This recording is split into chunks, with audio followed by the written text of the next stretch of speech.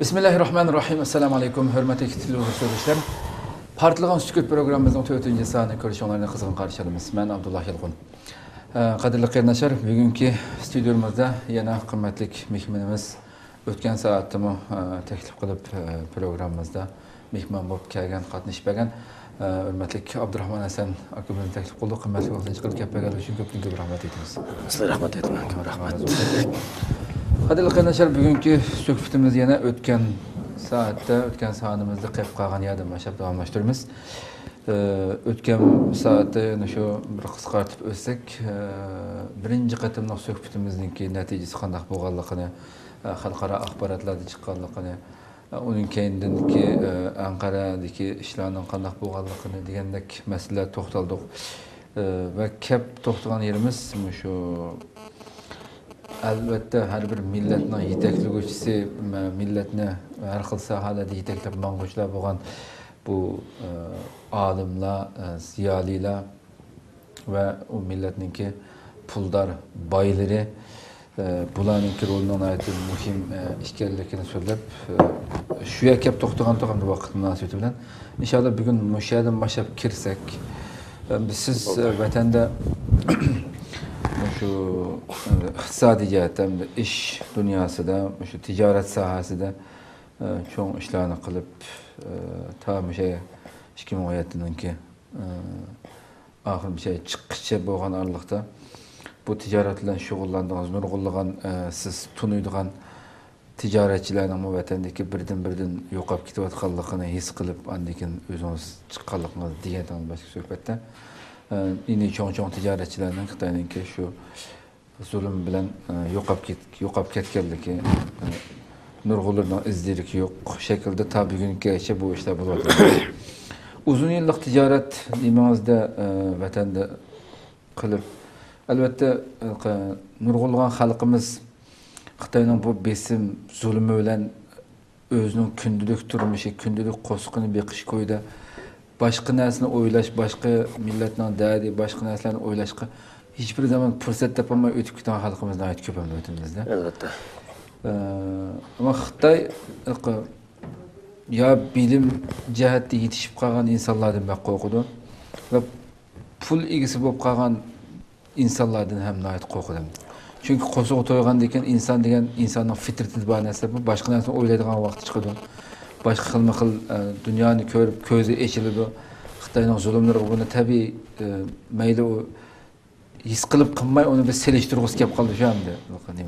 Shu bu boylanimi yo'qotishi tariximizdan buyon mayli qaysi hokimiyat almasin, qaysi boshqa almasin, shunday sistemli holat davom qilib kelyapti hamda.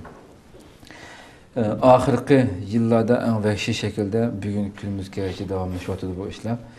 Hem siz şunca ola uzun yıllık ticaretiniz jarayonida biz o'tgan saat degandek bu millatninki başçıları bo'lgan mayli diniy sohadagi ilm ahllari bo'lsin yoki fanniy sohadagi ziyolilarimiz bo'lsin, bularninki sizning ko'zingizda shu o'zininki rolini vatanda joriy qildira olganmi, qilganmi? Boylar sizning nurg'un do'stlaringiz bor. Bular masalan xalqqa nisbatan o'z xalqiga bir ish qilib bera olganmi? Tunumağanlığı için bugün günü körüyotam diye yakınımızda. O iqtisadını yaxşı yo'lga ishlatilmaganligi uchun bu musibetler şunun için keldi deb qaraysiz. Bu şaxtaki fikringizni baqsaq, bu saha kirish uchun endi biroz Xitoyninki shu mavzudan davrdan tortib biroz elib borgan siyosatlarni har bir podshoh, misol kompartiya raislarininki bir nimasini tanishtirish to'g'ri kelib qoldi deb qarayman. Peki vatanda qisqa javob berganimda, misol boylarninki bularmi bizning asosiyatni Uyg'ur xalqida sog'lom odamlar ko'p. Mayli boylarimiz bo'lsin, oddiy bir misol qilsam, bizning boylarimiz har qanday yamash qildi, eskish qildi degan, o'sha sotqinlikdan boshqa narsa qalbi kiymaganlar normal boy bo'lsa, mishal bir narsa xususan sog'lom odamlar ko'p dedingiz. Biz mayli Abdurahmon Kunninki kitoblarda bo'lsin, mayli Cumhuriyetninki eng oxirgi qitim qurilgan ikki Cumhuriyetimizning qurilish bosqichlari bo'lsin. Hamda aşağıdaki qurilgan o'qigan vaqtimizda boylarimiz shu vaqtida bir vatan, davlat qurish bosqichida turayotgan, iqtisod kerak bo'lgan shu vaqtida toplangan şu baylardan, şunçuvala çoğun baylardan yig'ilgan hamda mol dunyoga qarasangiz inson xijil bo'ldi hamda. Shu darajada pisiqlik qildi, keyin uni shuncha ko'zlab ko'mib qo'ygan yerdan chiqib ketdi hamda. Xuddi hamda ashininki shu vaqtida shu mardlarcha o'ttirg'i chiqmaganlikning jazosini tatibdi degandek his qilamiz hamda degan. Biz u davrda yashamadik, biz ko'rmadik hamda bu ishlarni. Hamda mushunda davrda yashab o'tdik. Keyin hamda mushundaq nurg'unlagan baylar qarasangiz bu millatning dardlarini ko'ngil bo'lganlik barmoq bilan sanadekni ko'rdik. Qolganning hammasi shu ishrat deb ish bilan o'tgandek adam tuyg'u berdi hamda. Siz bu sohaning ichidagi inson, siz ko'pincha sog'lom deysiz, buni qanday tushunasiz ishkisini? Men unda qarmayman. Bu yerda men sen bu sizning savolingizdan bak cho'nqur dengizga so'rab bekirdi hozir. Yana bu iqtisodiga so'raganda ekan men shuni so'rab olay dedim. To'g'ri, bu bizniki shu vatanni to'liq tushunadigan bir siyosiy odamlardan so'ralgan savol yaxshi bo'ldi. Garchi men bir dehqon bo'lsam bunaqa o'zim bilishim kerak. Tijoratchi. Men bunda qarmayman. Bizning tariximizdagi qurilgan davlatlar bo'lsin, shu ayni davrdagi bizdikanda eng cho'ng ojizligi birinchi diplomatiya jihati ojiz keldi. Xalq ishi tashkillanish cho'ng bo'ldi. Lekin tashqi diplomatiya, misol bir davlat ishqanot deb qarasak, bir tashqi diplomatiyasi ojiz, ikkinchi tashqi axborot va ichki axborot sohasi ojiz kelgan. Eng cho'ng Sabit Lamallam davri olsun, Alixon Tavran davri olsun, bu ikkilasida o'xshashdan bu ikki narsa yuz berdi. Bu yerda andilqi misol davlat qurildi, tutammi degan nisbatan men bu tarixni birinchi o'qiydim, o'sha diqqat qilmabdi ekanman, bunaqa mag'izni olmabdi ekanman.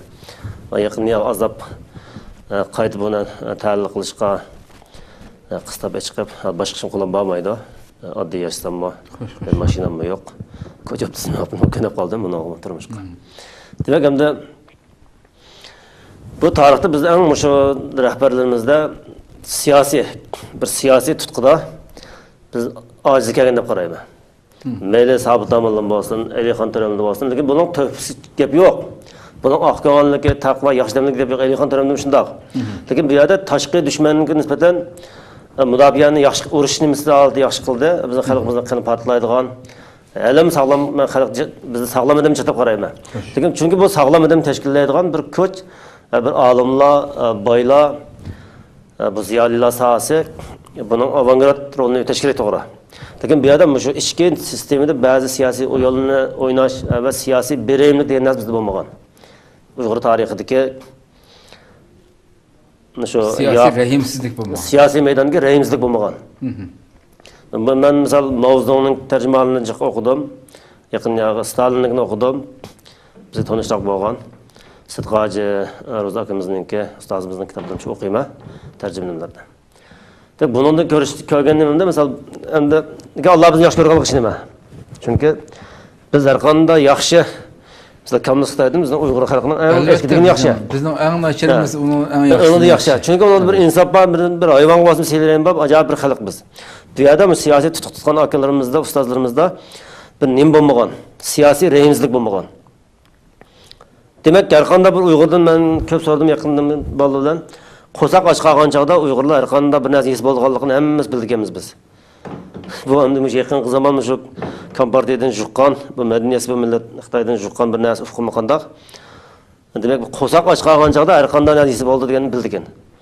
Lekin bir ummat, bir davlatning xalq aqimizda turgan bir siyosiy rahbarninki qaysi o'rinda qon bara ishni xato qilib qolishi ko'zimizga men bildigan bir yoki bir diniy hukm va hadisga to'g'ri kelmasdan tilab turadigan bizda bu jihat alamma ojizlik bor. Bizning o'tgan tariximizda siyosiy berimlik, siyosiy maydondagi biroz o'yin masalasida biroz kamchilik deb qarayman. Chunki inqilob g'alaba qilish gap yo'q. Uyg'urlar tarixdan har qanday bir tarixni ko'rsam, urushda g'alaba qilishimiz gap yo'q. Har qanday urushda tezroq g'alaba qilamiz.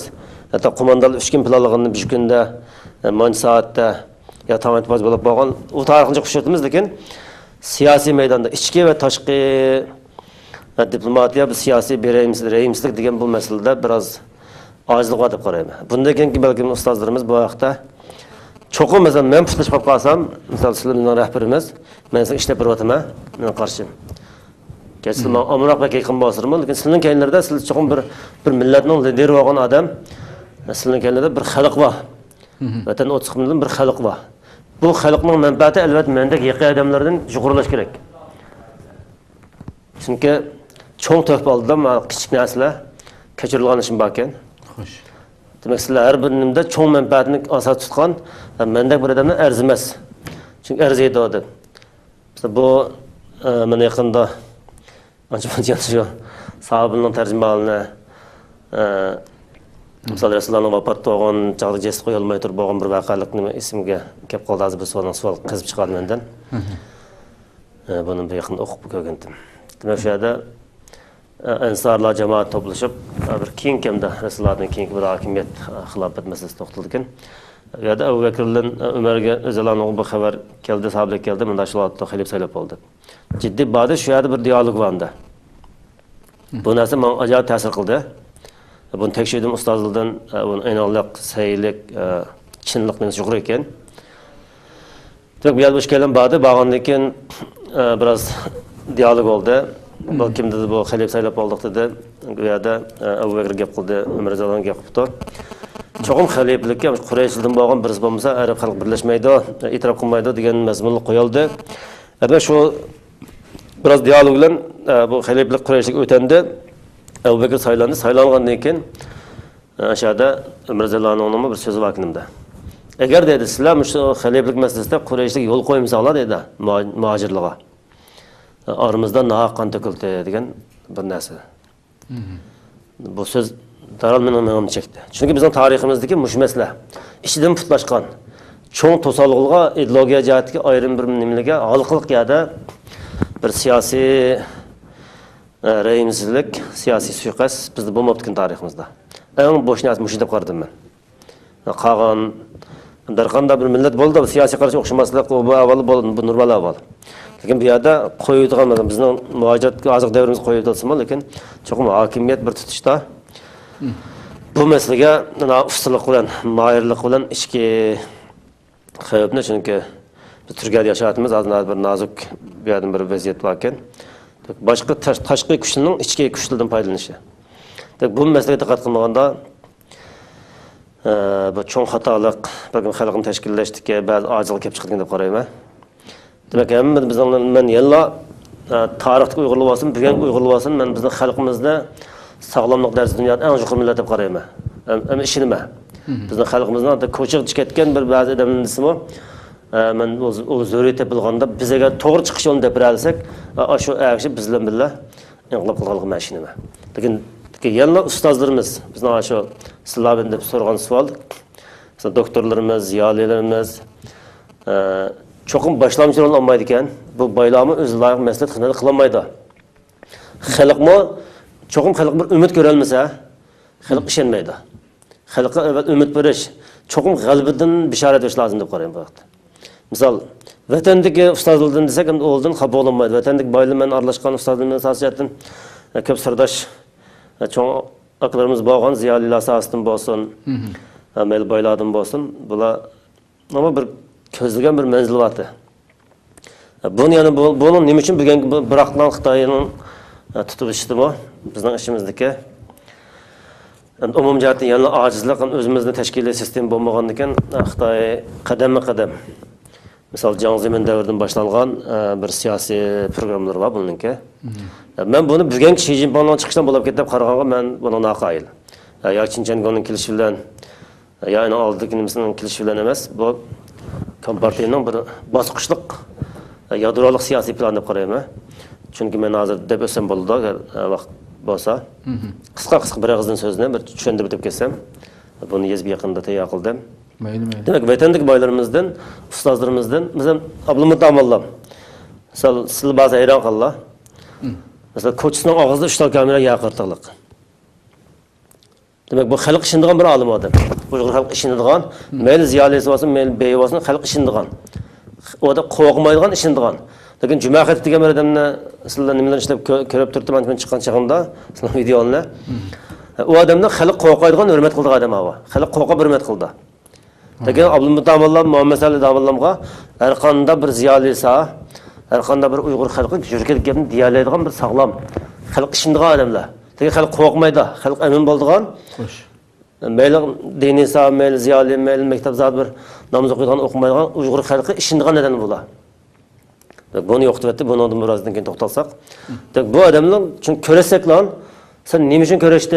Bu demek xalq ariflik. Misal darvozaning 5 ta kamera, ko'chasining A ko'chasining B ko'chasining 5 bo'lgan ekan. Qanday bir adam chip chiqsalar, o'zim bolalardan tuqqandan boshqa. To'g'ri. Sen nima ish ko'rsan deb u qo'rqish bizni xalqning ishindigan olimlarning ariflik Uyg'ur xalqi. U yerdagi bo'lgan kim nima? Xitoyning asosan shu 70 bir dastlab 25 turni e'lon qildi. 2014'ning oxiri, 2015'ning oxiri, 2016'ning boshlarida 75 ni bir e'lon qildi.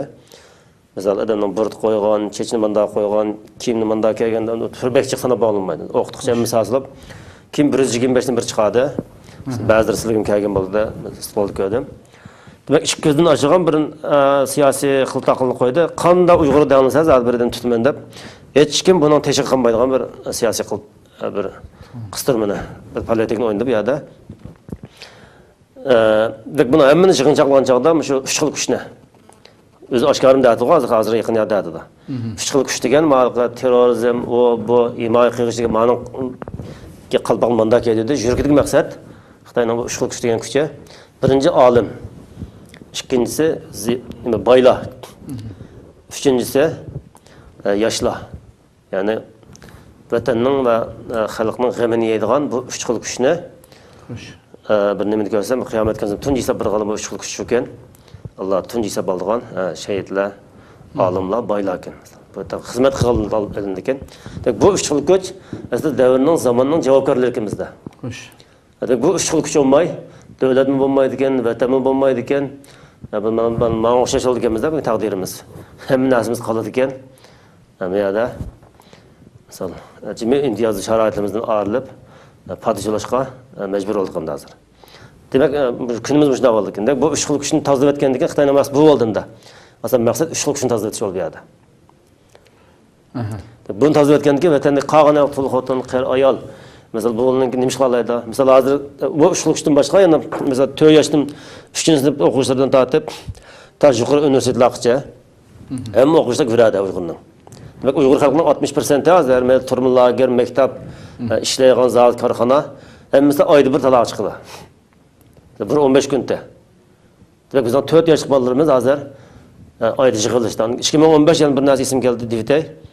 2015 yılında bütün 3000 tövmandan balı çıkılan Kaşgar'ın devlet ağrayın mektebi selinde. Bunun yemek içmek meselesinde, işki aşkanın sildi bir açma. İşki aşkanın açımız. Lakin yemek içmek, sey, kökta, tuz, un, yağ, goş, hemen berdiğim bir Xitoy şirket kıldı. Şu şirketin ekkelgen toğ goşun işletildiler, şu ekkelgen koy goşun işletildiler. O ekkelgen kalı goşun, bütün ham materyalini şu teminlep berdi. Bunu kılıp sep oldu. Bu meselede biz nemin tayinli kılımız, qanday oylanımız, yani bunu ustazlığa kaldırma. Çünkü bizden bu sahada iş kılatkalı köpken. Demek mektepnin yemek içmekten dağıtıp monopol kılındı. Balla burun 15 gün dağıtıp bir ayda bir talağa çıkır gidelimde. Demek Uyghur halkının 60-70% Uyghur halkı hemmisi görədi. Fakat talağı qalğanlar hazır pulunu tapanmaydigan şoğa öyge misal əkişçi edemde. Bunun da qartda bu gep kişirip ketdi. Bu əkişçi qanday vaqtçı dedigende misal mening ailemde hazır. Ben Abdurrahman Hasan'ninki cemaat karakterlik biz 50 neçe dadamı təvəlan nüfusu var bir cemaat dadamı təvə. Çoğunda musiqi vaxtımız. Demek anamninki davamlıq bir bank hesabıda tön 5'te özümün. 100 min dolarını tabi pul tamam zapas durdu. Anam bizge vermedi pulunu. Çünkü biz jıq bala kıyınıp kalımız dep. Demek benim anam tutulğandaki yıllar, benim ailemdeki hazır mesela şu 28 nevri var. Ötende. O nevrinin balalarından başkamda. 28 nevrinin nemi yavat kalığı, nemi xeclavat kalığı ben nemi kılmayım. Çünkü bizden hemmisininki nemisiga ben anamdan yadıralığımızda qaysı turmuş meslek görülse biz hal qılıp kelgen vaqtlar. Lakin hazır aş balalarınki nemi yavat kalığı ben qo'rqayman bu meseleden. Ben şu bazı gaplarni deyishimda ba'zi odamlar bu saralab qolganmiz yo'lni to'g'ri ketib borma. Manda ta'liq qilish, tushunish qilish mumkin. Demek ben ahil vaziyatni yaxshi tushunaman. Chunki burun mening shirkdan bir qadam qulchalangan hisobotga. Misol meningga qo'yib turib kichik masala. Misol Urumchidagi G'arb yulduz guruhi. Rabiya xonimning so'zlari bilan yanma-yan bir septga So'saray, mehmonxona, G'arbiy Yulduz.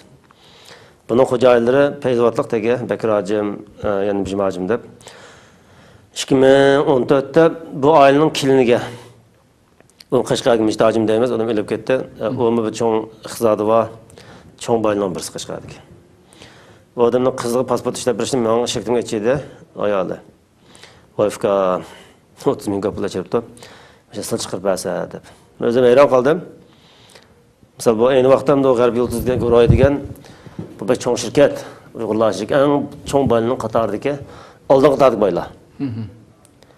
Uni oldiga o'tirganda ya 3 va ya 4 va bo'lsa Nurtay hacım şu qatorda chirilganda 4-5 dan 1% bo'ladi. Tek o'g'linki o qizlarning nopozini men balkimligim berdi. Bir bunu elib men o'zim hayron qoldim. Qanday olib men bir telefon bilan biz Vanglochen bilan bo'lgan munosabatda shunday yaqin. Anda odamlar. Shu Vanglochen tushib bilan yanimiz keldi o'g'lim keyinlikka. Nima ismi? Jon Chunshan keldi. Jon Chunshan keldi. Bu kelgandikilan o'g'lim butun iqtisodi boshqa moliya idorasining bir oyda bir cho'ng jamoat 4-5 oqshomning balları tabi chiqim xarajati 100 ming yenda ishib qolib qolsa 100 ming yenda moliya idorasidan tasdiqlandik ular. Bunu men qanday bilsam, bunu VSK bizning shirkatga bola chirib, jadal ag'inchisa, ko'rni o'zini selib bilan buning oilat chetelish cheklandi ekan. Hatta deb angi u hatta VSK o'tgan qiz olmayran qolibdi. Hatta buning shirkatning hisobi to'g'ritilgan shirkat ekan.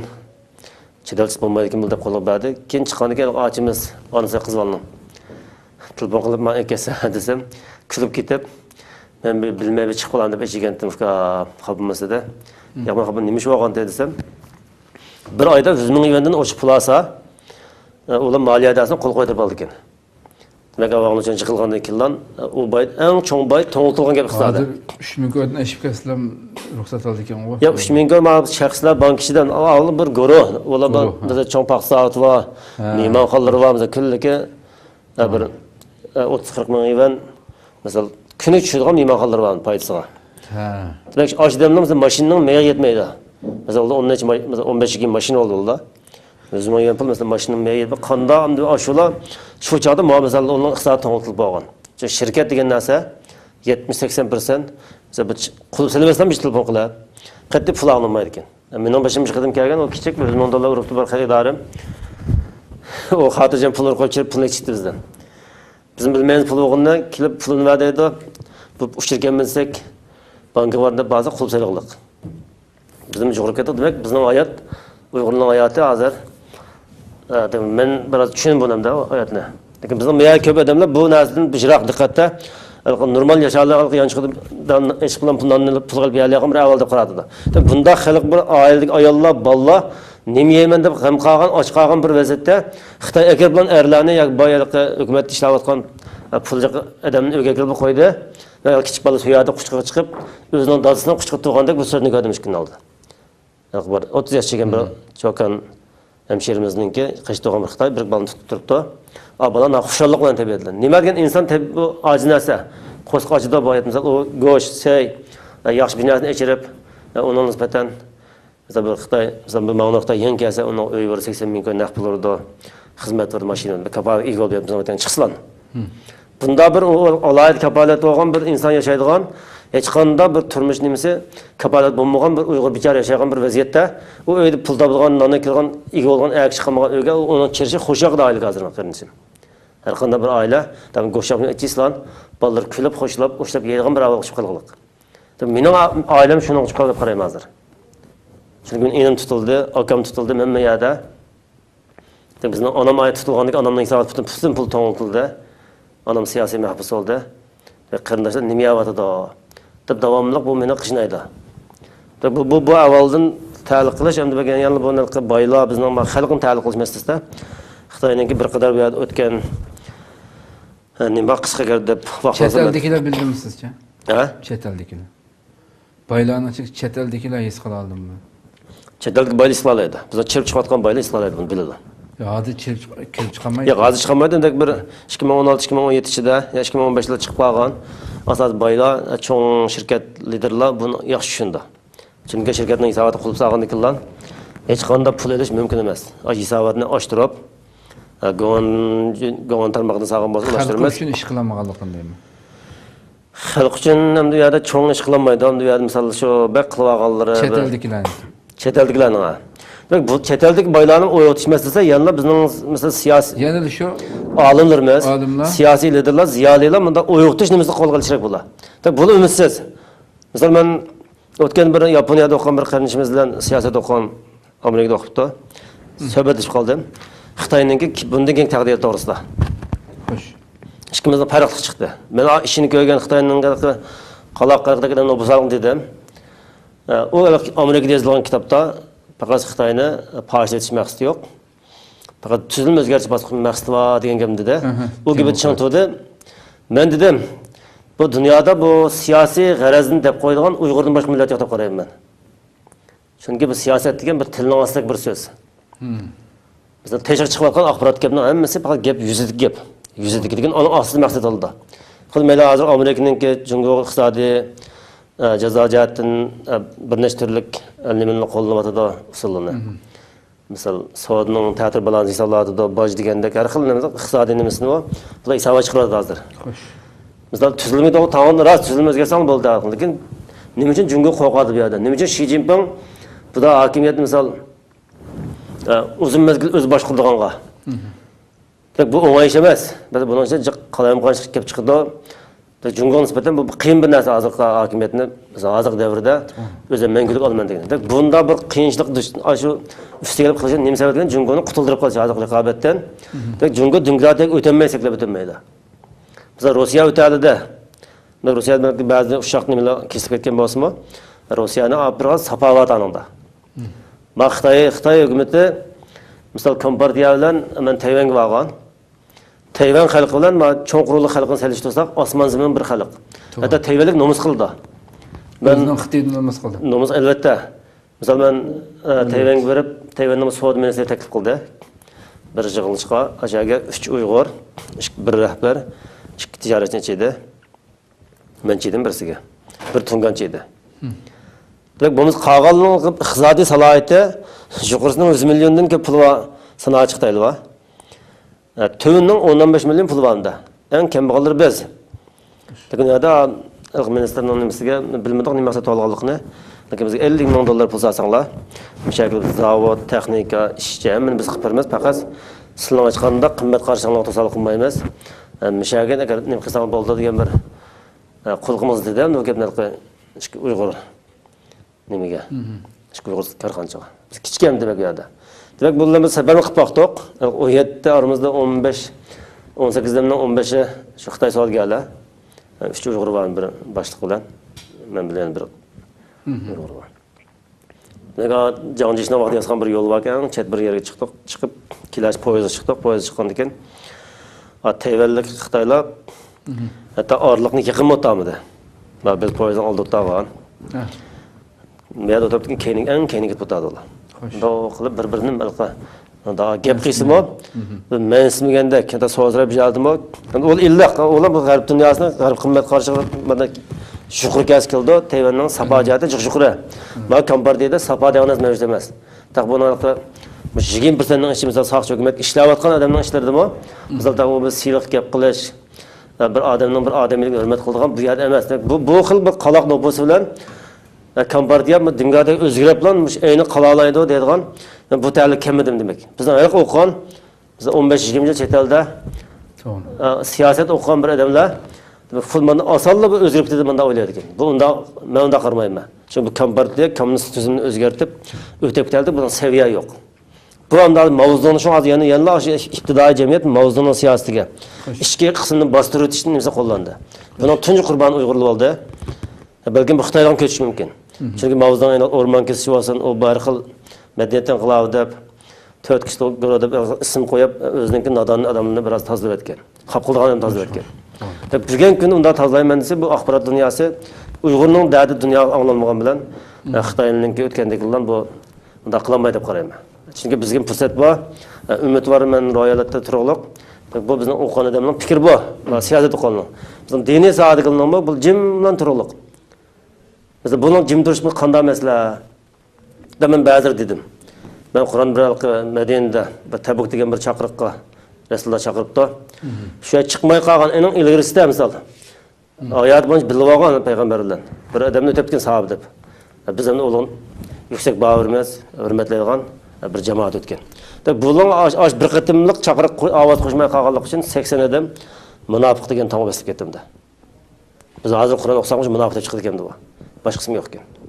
Demak, bugun bizning ustozlar biz sildavatgan, eliq boyni o'g'itadigan, tashkillaydigan, bu to'g oldigan, daqib turadigan bu odamlar siyosatchining olimi bu holatda. Bu kitobli qayloqliq va yershaning havosini ko'maklik. Biz dunyoda qanday axborot asosida nima ishlatadi? To'g'ri. Ya bularning bu avvalda bu ustozlarimiz bu avvalda bu xalq o'g'onmaydi, uxlaydi. Bu boylama ta'sil degandek iqtisodni mablag'ini sanmaydi. Bu yerda umid kerak, umid bizning xalqqa. Çünkü har qanday bir siyosiy lider, mel Stalinni deyni, mel Mao Zedongni deyni, biz tanishdik bo'lgan. Bu maktab o'qigan tarix bek oz. Lekin bular jasorat, umid va xalqi biralgan. Shu xalq tashkillangan. Liderning muhimligi. Liderning muhimligi bu yerda xalqqa ishonch berish lozim, ishonch, umid. Bu umidsiz qo'mondondan keyin erim mangmaydi. Mesela bugun o'qitib atiflar desak, bunun nimasi olmaydi. Misal Mao Zedong'ninki shuarlardan nadir shuardan birisi. Bütün dünya oyunlaştığı işler bizninki chet elda o'qigan, yangidan yetishgan siyosatchi liderlarimizninki oyunlaştığı bir nimasi. Bir o'zining so'zi. Vatandagi boylik vasondan chiqarib biladi buni. Bir kun jani cho'ng'il bilish mumkin. Mao Zedong'ning shuarining yadrolik shuari askari yo'q millatning hech narsa olmaydigan bir so'z bor. Nadir so'z. Buni biz tushunmay ketganmiz. Men de hozir qilib tushunmay ketganman bu gapni. Bu ajoyib bir kuchli gap ekan bu. Şu bizde qolib qolganimizda bu Mao Zedong so'zi ekan. Askari yo'q millatning hech narsa olmaydi deb. Bizga men shuni aloqa qildim, o'ylab qo'ysan. Ondan keyin Deng Xiaoping davriga kelganda Deng Xiaoping biroz iqtisodiy nimani ichib, o'zining Xitoy xalqini, Jungo xalqini ma'rif jihatda sal yuksak tarbiyalash. Bu fikrga o'tibdi. Lekin bu o'tgan bo'lsa-mu, yana o'zining davri bilan bu narsa to'xtab qoldi oyga. O'zining hokimiyat taxtidan tushish bilan bu uzildi. Chunki Jiang Zemin taxtga chiqib, bu Jiang Zeminning misol Jungo Jiang Zemin davridan eng sanoat jihatdan taraqqiyot bir davr bo'ldi deb qarayman. Bu chaqda Jiang Zeminning o'tirib qo'ygan asos iddiasi, ya'ni bu Mao Zedong iddisiga hukmron bo'lish, shu iddiani asos qilish, Deng Xiaopingning fikrini bir nazariyada o'tib ketdi bu. Ondan keyin uchga vakillik qilish. Uchga vakillik qilish degan bir so'zni bütün Jungo miqyosida qattiq taqat tashviq qildi. Bu gap hamda birinchi madaniyatga Jungo xalq vakillik qildi dedi. Madaniyatga Jungo xalq vakillik qildi dedi. Men o'chaq bilmayganman, men shuni bag'ishlab deb qopdim, o'zim bilmay. Hamma oyog'ini chiqsan. Ikkinchisi ma'rifga Jungo xalq vakillik qildi. Bu ishkinasidan demak hammasi Jungo xalq vakillik qilgan bunda. Bunun territoriyasi yo'q. Jungo xalq hamma vakillik qildi degan gap emas. Madaniyatda hamma narsa chiqqan gap, ma'rif demisi bor. Ya'ni bu ma'rifni ta'kidlagan ikkinchisida. Uchinchisida fan texnik va keng ishlab chiqarish. Buni Jungo xalq vakillik qildi ekan. Aynan shu bu Jiang Zemin davrida qurultay so'zlangan so'zi. Shu Jiang Zeminning hayotda shu taxt o'tgan vaqtda davomli oxirish bu ta'kidlandi. Üçüncüsü keng fan texnika va keng ishlab chiqarishga Jungo xalq vakillik qildi. Aqdillar bu so'zning ish kuchini o'tmay shu hozir qurultay xabarida bergan so'zi qo'shib qo'yish to'g'ri keldi. Puhralik kengchilik degan taklif qo'ydi. Bu ikki narsa, bu xalq kim, puhro kim bu degan bir narsa mendan davom chekdi. Xalq kim, puhro kim. Demek bu Jiang Zemin'ninki shu bilan qarshi bir millatchilik ideyasini Jiang Zemin o'tirib qo'ydi. Bir hokimiyat kuchini bilan birga bu odam buni o'tirib qo'yibdi. Endiki yana qo'shgan so'zi buningki Uyg'urlarninki, Uyg'ur rayoniga, buningki Vatan Sharq Turkistonga Uyg'urlarning e'tiqodi, ideologiya asosini tutashtirishga ishlatdi. Bu eng bizga shu ziyon qilgan hozirgi misol vaziyatning boshlanishi deb qaragan bu fikrni. Uyg'urlarning ideologiya asosini tutlashtirish. Ya'ni e'tiqod asosini. Bu so'zni qo'ydi. Buni o'tirib qo'ydi. Demak, eng yadrolik Jiang Zemin'ninki so'z bu bo'ldi. 4-Hu Jintao davri kelganda Hu Jintao taxtga chiqib Uyg'urlarninki ideologiya, e'tiqod, ya'ni yuragi sinib kirishni. Davlat bexatarlik xodimlarininki Uyg'urning e'tiqodiga va ideologiya asosiga, demak, jimi sadigan gibi bu. Dehqondan da dehqon bo'lib, davlat bexatarlik xizmat ishlayotgan odamning singib kirishini bu ta'kidladi. Siz degan vatanlik boylar, vatanlik olim nima uchun degan gapga, shu bizning vatanda bizni bijim qolmoqlik. Bizning Uyg'urning shirkatiga, Dehqonning shirkatiga har qanday bir fikr o'tirg'a chiqib qo'ymoqlik. Chunki bu chog'da bu siyosatningki turkisi o'tirib kelgan bir narsa bor. Buningki men tarix sifatida yozib qoldirib qo'ydim.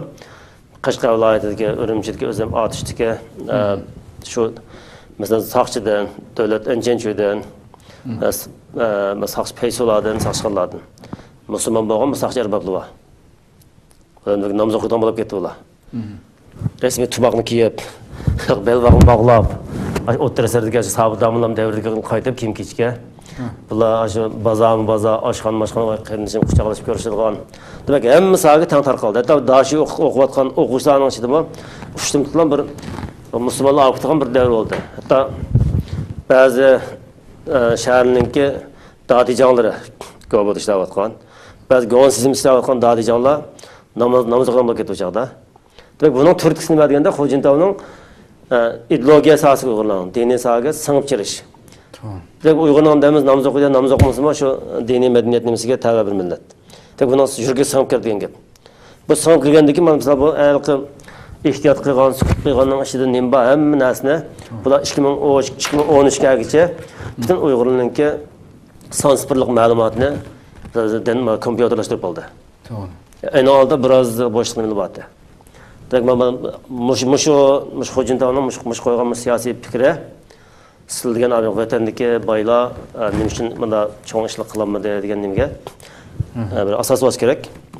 Demak, bu bo'ldi. Butun sohada ideologiya sohasiga, e'tiqod sohasiga singib kirish keng ko'lamlik. Hatto kino qilib ishlayotgan davrlarnikilar, demak, hozir bil rasmiy bog'laq sabit amallam davri, Elixon To'ram davrini aks ettirgan ashunda bir kiyimni o'zgardi bular.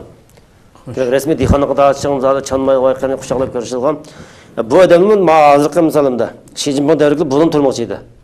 Chunki bunlar asla bo'lib o'tilgan darsda soqchi ideologiya nimasiga o'tgan darslikda bularga ma'lum yomon odam tutib ketib beshina qolgan xalq xotirjam yashaydi degan ufqni bermoqchi edi bularga.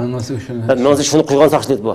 Bo'lim shu deb xizmat qilgan degan misol uning ichidan chiqqan misol qonuniy nima siyosiy komissar bo'lgan odamlar tutib ketdik. Demak, bizning avval mana bu xil avvalda Uyg'ur xalqining ichida bir narsa qolmadi.